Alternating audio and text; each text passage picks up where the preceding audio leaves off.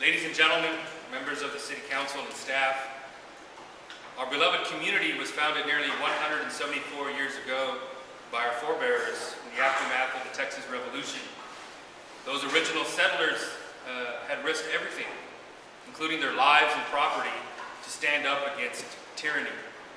That generation sacrificed so much for the idea of constitutionalism, democracy, and self-determination. In their darkest moment during the Christmas of 1835, as they nervously awaited for the arrival of Santa Anna's army, Francisco Ruiz, then serving as a senator in the first Congress of the Republic of Texas, wrote home to his family here in Ormy, "Be not afraid, never waver, for our cause is just, and Texas shall remain forever free." We gather here today as evidence that Francisco Ruiz was correct. The cause of justice is always right, and Texas continues to be a place where we enjoy the blessings of freedom and liberty.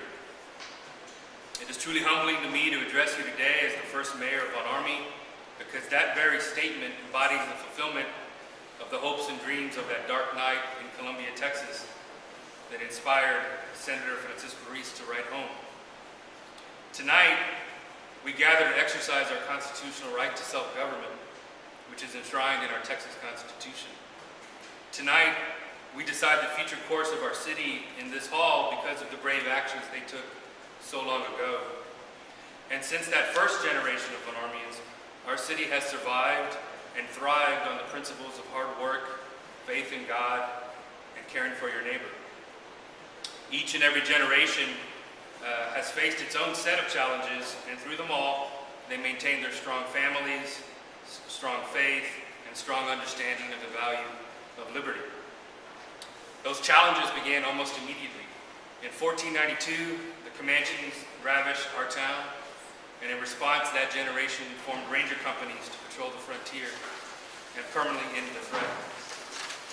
In 1854, the hateful Know Nothing Party took over Bexar County government, and that generation stood up with our German and Irish neighbors to defend the rights of Tejanos and Catholics to participate in American political life.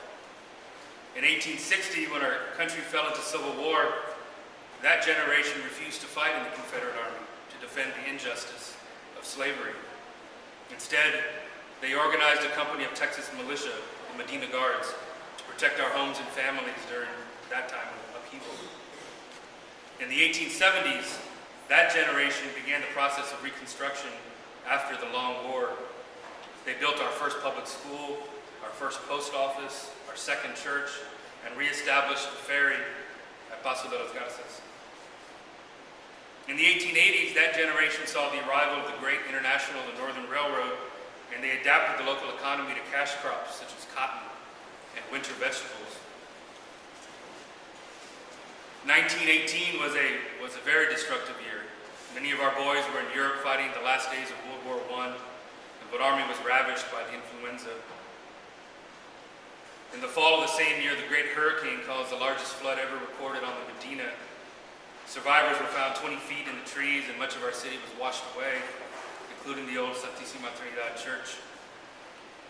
In the 1920s, they rebuilt modern infrastructure, included our first paved roads and motor cars. In the 1930s, during the lengthy Great Depression, many were forced to abandon their agricultural professions and seek work in the city. In the 40s, many marched off again to fight a world war and secured the blessings of freedoms for ourselves and countless others throughout the world. In the 1950s, that generation established Southwest High School to provide better education for our children. The 1960s witnessed a new birth of liberty and civil rights, while many of our boys fought bravely in Vietnam. In the 1970s, our community nearly doubled with the development of Ormy Heights. In the 1980s, we fought the plans of San Antonio to dump their waste in our community. And again, in the 1990s, we survived San Antonio's plan to construct a dam that would have flooded much of our area. And by 2005, we faced a new challenge. We knew at that time that we could no longer sit idly by and allow others to determine the fate of our community. So we began a 3-year struggle to incorporate our community into a city. and secure for ourselves and our children the right to determine our collective destiny. So last year, after achieving our goal of creating the city of Ormy, which was achieved by an election which received over 90% support of the voters, we took up the challenge of our time, the challenge of self-government, to build a city from the ground up.